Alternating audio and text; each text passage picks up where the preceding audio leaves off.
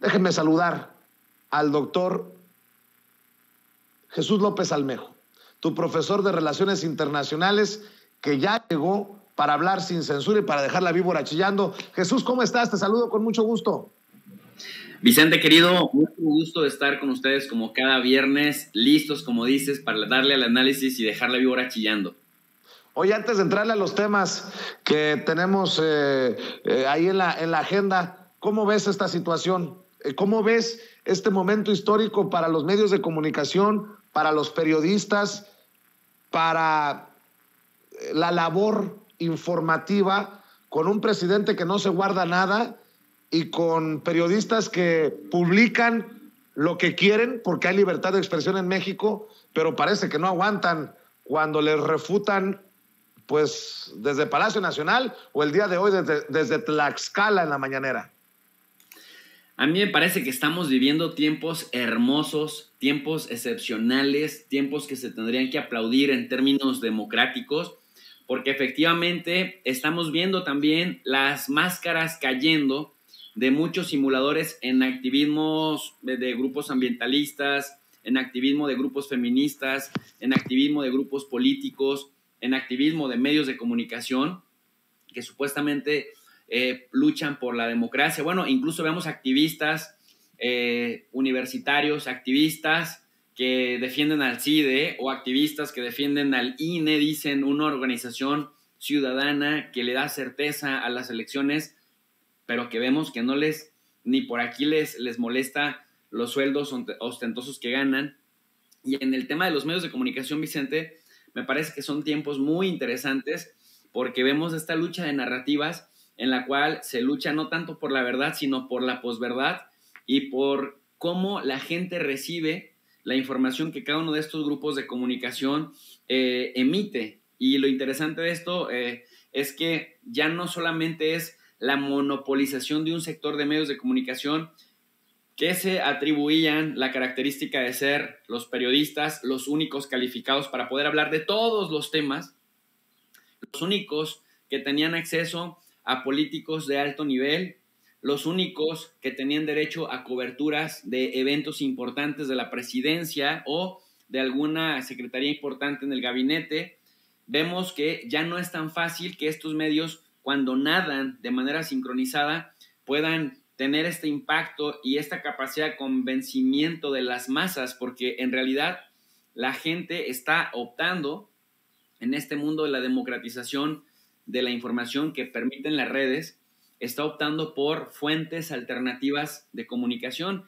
Y me parece fascinante. Yo casi, aunque es mucho más pues experimentado y tiene mayor edad, López Obrador, me recuerda mucho a Rafael Correa, el expresidente de Ecuador, esta capacidad tan frontal que tenía para encarar a los medios de comunicación empresariales, a los corporativos.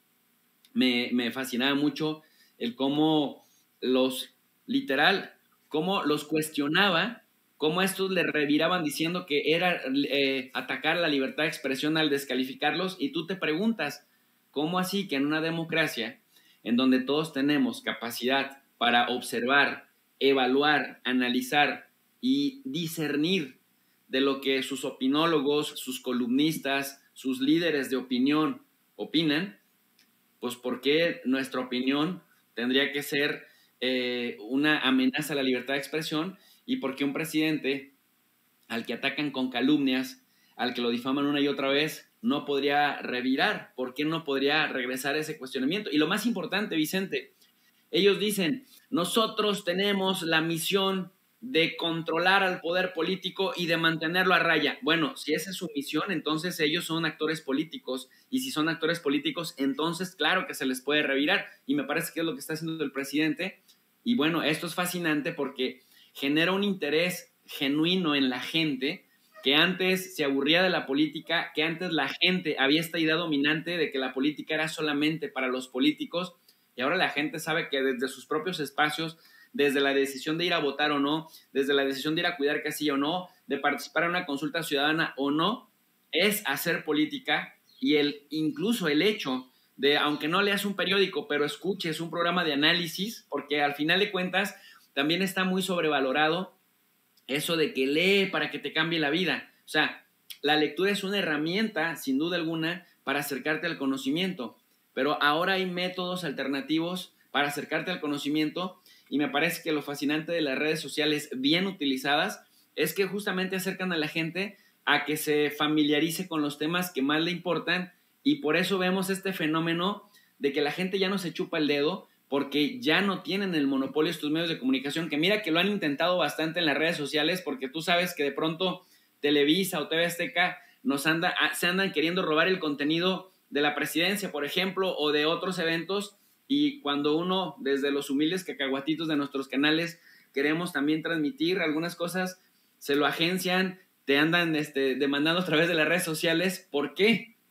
Porque sienten el impacto directo de que la gente pues no les cree, los cuestiona demasiado, y en cambio, bueno, pues con nosotros vemos el respaldo que la gente poco a poco nos viene a dar a nuestros espacios. Pero esto, Vicente, para regresar nuevamente al punto de la pregunta del cómo ves y de lo que señalabas esto de Carmen Aristegui, me parece que el hecho de que el presidente dé argumentos y también no se deje, o sea, que también los desenmascare, pues genera que la gente todavía más contraste lo que se dicen en las distintas fuentes, y pues es enriquecedor. Vivimos tiempos maravillosos de la democracia, Vicente. Así es, y ya en temas de relaciones internacionales, ¿cómo ves tú este respaldo, pues así lo entiendo, del embajador de Estados Unidos en México, Ken Salazar, a la reforma eléctrica del presidente Andrés Manuel López Obrador, después de muchos jaloneos y de que muchos políticos y comunicadores, bueno, no voy muy lejos, algunos que escriben como Riva Palacio y estos que decían que la secretaria de Energía había venido a poner en su lugar a López Obrador, pues me parece muy significativo que salga el embajador a decir que, pues que tiene la razón López Obrador. ¿Cómo la ves tú, doctor? Pues mira, en estos procesos de comunicación política existe la etapa de la socialización de lo que viene, y en la socialización sirve para sondear respuestas y cómo los grupos de interés o se van a reagrupar o se van a ceñir o van a retroalimentar. Es decir, si ayudan y si colaboran, bajo qué condiciones, bajo qué circunstancias, pero de antemano están avisados y están siendo avisados de esta buena relación de la que se está gozando con Estados Unidos. Y algo que me parece muy interesante de Ken Salazar es que no es ningún improvisado. De hecho, hace años se le otorgaba a él la medalla del Águila Azteca por las contribuciones que como extranjero había hecho por México. En la época de Carlos Salinas de Gortari era uno de los que más habían apoyado en el cabildeo para los intereses mexicanos en Estados Unidos, este acercamiento del Tratado de Libre Comercio con América del Norte, que ciertamente fue muy criticado, pero que ahora incluso críticos como el mismo presidente López Obrador en aquel momento ahora reconocen que el Tratado de Libre Comercio pues genera bastantes divisas para México. Si bien es cierto que originalmente era para la élite, pues ha generado de rama hacia abajo. Por otro lado, Ken Salazar como senador, Vicente, ha estado metido en estas comisiones de energía y digamos que tiene la pauta de lo que hacen estas corporaciones de la energía, y saben qué puede pasar cuando un país, cuando un estado, cuando un gobierno pierde la soberanía energética, y lo sabe de dos maneras. Lo sabe como gobierno que ha sido víctima de estas corporaciones que repasan a veces portentosamente las fronteras, pero también lo sabe como gobierno que ha presionado y que ha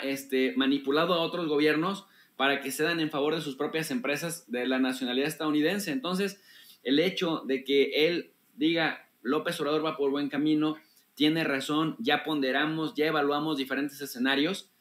pues es el indicador de que el tiempo pone a cada quien en su lugar, y de que las bravatas, por ejemplo, de los panistas o de los oportunistas priistas que andan viendo hacia dónde, es decir, que siguen pensando más en términos de la próxima elección y no de la próxima generación, me parece que pues esto aclara un poco las aguas, Vicente. Así es. Oye, profe, ¿cómo ves el panorama político en Honduras con nueva presidenta, pero con legisladores que chafearon? No va a ser fácil la situación allá en Centroamérica, en este país. Mira, es muy, muy interesante, Vicente, y qué bueno que lo planteas, que lo traes y que lo pones digamos, en ese tenor. A Honduras le pasa algo que podemos estar viendo dentro de muy poco en México. Y es que tú recordarás que a Manuel Zelaya le dieron golpe de estado en 2009. Su esposa se convirtió en una activista para recuperar, digamos, la fuerza política de la democracia. Afortunadamente no lo asesinaron. Afortunadamente pudo regresar a Honduras él a seguir participando en política. Y digo afortunadamente porque hubo una reacción muy fuerte de la derecha, Vicente, que después de que lo derrocaron, pues implantaron ahí a un tipo que se llamaba Micheletti, que después entra otro que se apellida Lobo, y Lobo se queda unos años haciendo este trabajo de consolidar el regreso de la derecha a Honduras. Viene Juan Orlando Hernández del 2013, pues prácticamente en 2017 se inventan la reelección que no existía, le arrebatan el triunfo así descaradamente, cayéndose el sistema, haya sido como haya sido en 2017, como suele hacerlo la derecha, la verdad, en América Latina. Se inventan la reelección, le roban a Salvador Nasralla, que era el aliado político de Zelaya y de Xiomara Castro, se queda con los resultados desastrosos que ya lo vimos hasta el año 2021, desastrosos en materia de pandillerismo, desastrosos en materia de expulsión de migrantes, desastroso en materia de inseguridad, en materia de salud y en materia de desinversión y de desempleo. O sea, y sobre todo con problemas de narcotráfico. Recordemos, y esto no está de más volverlo a decir cada que se pueda, un hermano de Juan Orlando Hernández está preso en Estados Unidos por narcotráfico, cadena perpetua. Pero este señor Juan Orlando Hernández, muy, muy al estilo de Mancera en la Ciudad de México, pues ya se aseguró un asiento en el Partido Nacional o en el Partido Nacionalista, que es el partido de derechas, el Acción Nacional de Honduras, un lugar en el Congreso para tener impunidad los siguientes años, en la siguiente legislatura. Entonces, Vicente, esto es bien importante señalarlo porque, mal que bien, la derecha se fraccionó en Honduras, pero no se murió, de tal suerte que al no morir tienes un problema con la izquierda. Se juntan la izquierda que representa el Partido Libertad y Refundación, al que se le conoce como Partido Libre, encabezado por Xiomara Castro, la actual presidenta de Honduras, y el partido de Salvador, de Nasralla, perdóname, que se llama Salvador de Honduras. El problema gigante que tienen, querido amigo, es que entre los dos no alcanzan a tener mayoría absoluta, es decir, 50% más uno, y aquí viene un problema, porque tienen un Congreso Nacional de 128 curules, pero entre los dos juntan 60. Nasralla, a través del Salvador de Honduras, aporta 10, y Xiomara Castro, a partir del Partido Libre, aporta 50. Y aquí viene lo complejo, Vicente, porque les hacía falta, ya juntos tenían 60, les hacían falta negociar con otros 5 más para poder tener ese 50% más 1. Pero un grupito de disidentes encabezados por el que yo le llamo el Juan Guaidó hondureño, que se llama en realidad Jorge Cálix, que también surge del Partido Libre, del partido de Xiomara Castro, se junta con otros 19 congresistas y empieza a negociar con la derecha hondureña, la derecha de Juan Orlando Hernández, al que habían estado acusando de narco, de corrupto, etcétera, etcétera, para que sea él, al servicio de las élites económicas y estadounidenses hondureñas, el presidente del Congreso. Tú sabes que el presidente del Congreso tiene pues bastante influencia en qué proyectos se congelan, qué proyectos de ley se congelan y qué proyectos de ley se terminan convirtiendo en ley. Jala a 20, Xiomara Castro anuncia en las redes sociales hace unos días, traición, nos han traicionado. El Partido Libre abiertamente dice, a esos traidores los vamos a expulsar, y hay 2 que recapacitan y regresan al redil. Sin embargo, Jorge Cálix, el Juan Guaidó hondureño, que además tomó protesta el 23 de enero, el mismo día que en el año 2019 lo hiciera Juan Guaidó, que se autodenominara presidente de Venezuela, bueno, pues se autodenomina presidente del Congreso, y es que él decía que era injusto que Nasralla, que nada más aportaba 10 votos a la alianza en el Congreso, pidiera su vicepresidencia y pidiera también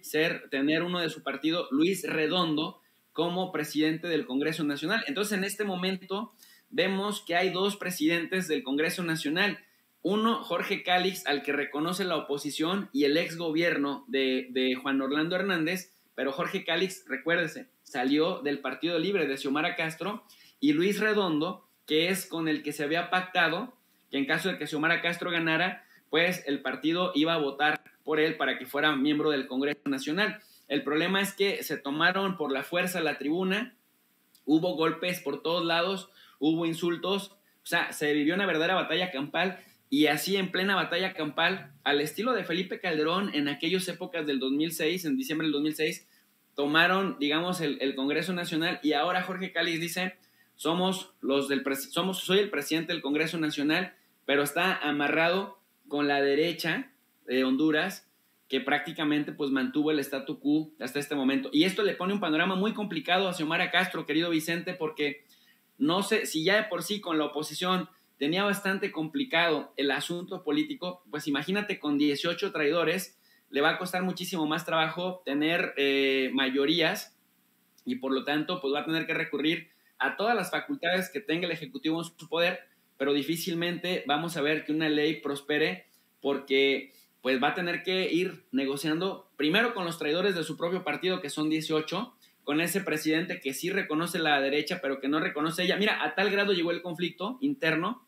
que no tomó posesión ella, no juró el cargo en el Congreso Nacional, que es donde debería de haberlo hecho, y lo hizo simbólicamente, dice ella, con el pueblo, y lo hizo en el Estadio Nacional. Entonces, eso te habla de que Honduras, aunque es chiquitito, está siendo como muy representativo de este fenómeno que hemos estado viendo de las derechas que se aferran al poder, que lo vimos en México en 2006 con Felipe Calderón arrebatando el poder, que lo vimos en Perú con Fujimori queriéndole arrebatar el poder a Pedro Castillo y que lo traen también a pan y agua, lo vimos en Venezuela, lo vimos en Bolivia. Por eso el laboratorio llamado Honduras era muy importante abordarlo, porque no está, digamos, fuera de lo que ha estado sucediendo, sino que por el contrario es un indicador muy importante de dos cosas: de cómo los poderes fácticos se aferran a todos los medios y a todas las lagunas legales al poder, y dos, de cómo hay que cuidarse de los traidores, porque desde adentro se dan los golpes más duros y más contundentes, Vicente. Así es, y me decías también, para cerrar, doctor, que era importante mencionar este nuevo gasoducto Rusia-China. Sí, pues mira, resulta que los europeos que están teniendo una actitud bastante suicida, yo todavía no entiendo cómo los europeos se dejan ningunear por Estados Unidos, que desde la época, ya llámese Donald Trump o llámese Joe Biden, que parecía que iba a profesionalizar nuevamente la política de Estados Unidos, presionaban a los europeos para que le compren más gas a Estados Unidos y para que le compren un gas más caro y de menor calidad que el que les vende Rusia,